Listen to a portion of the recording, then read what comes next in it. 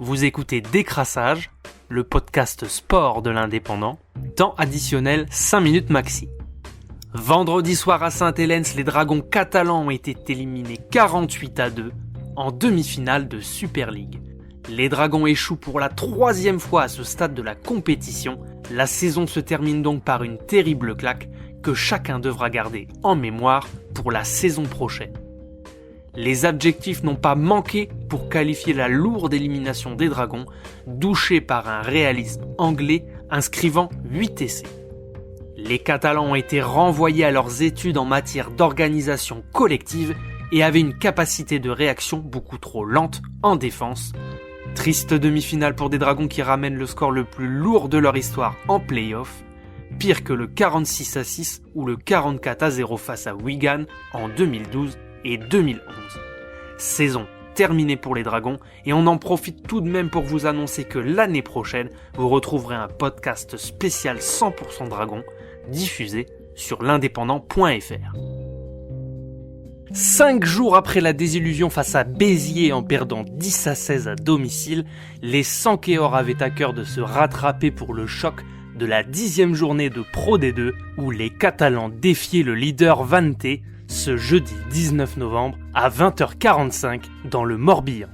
Ce match, les Catalans l'avaient coché, disait Damien Chouli avant la rencontre.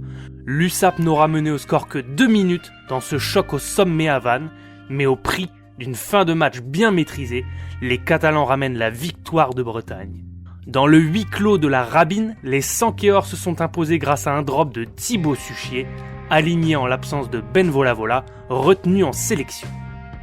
Score final 19-21 pour l'USAP, à l'image des propos tenus par Perry Freshwater avant la rencontre. Les Catalans ont mouillé le maillot en répondant présent dans les combats et plus consistant dans les rucks, ce qui leur avait fait défaut face à Béziers. Après un manque de maîtrise et de discipline à la mi-temps où les Catalans étaient menés 16-12, les joueurs de Patrick Arletta ont montré leurs ressources pour renverser une formation vantaise invaincue à domicile cette saison grâce à la puissance de Kubrayashvili et au talent de Melvin Jaminet qui a réussi 6 pénalités. La stat à retenir, c'est bien sûr la première fois dans son histoire en Pro D2 que l'USAP s'impose loin d'Aimé Giral sans marquer un seul essai. La dernière fois, c'était en 2009 à Brive en top 14, grâce à Dan Carter et Jérôme Porical.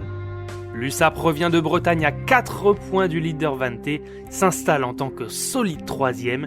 Prochain rendez-vous vendredi pour accueillir Aurillac à Aimé Giral. Samedi soir au Stade Wanda Metropolitano, le Barça n'a pas pu éviter la défaite face à un Atlético Madrid dominateur.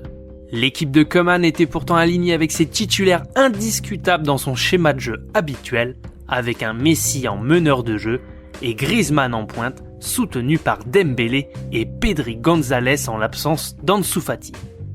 Pris en tenaille par un bon milieu de terrain de l'Atlético, Messi et Griezmann n'ont jamais pu exister ni peser sur la rencontre. Le Barça cadre 4 de ses 13 frappes au but, dont 2 têtes des Français Lenglet et Griezmann, qui manquaient cruellement de puissance pour inquiéter Oblak.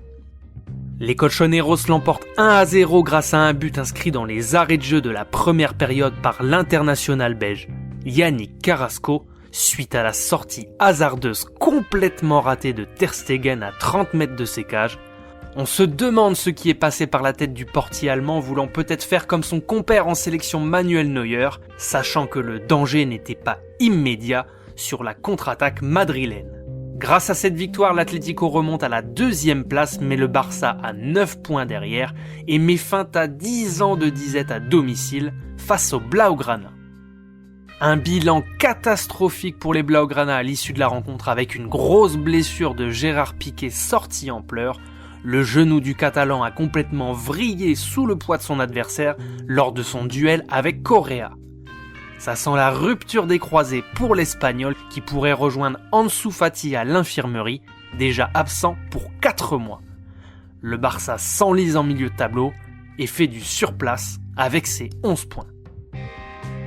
C'était Décrassage, le podcast sport de l'Indépendant, réalisé à partir des écrits de Laurent Morales, Bruno Ontonient et Johan Lemort. Bonne journée à tous.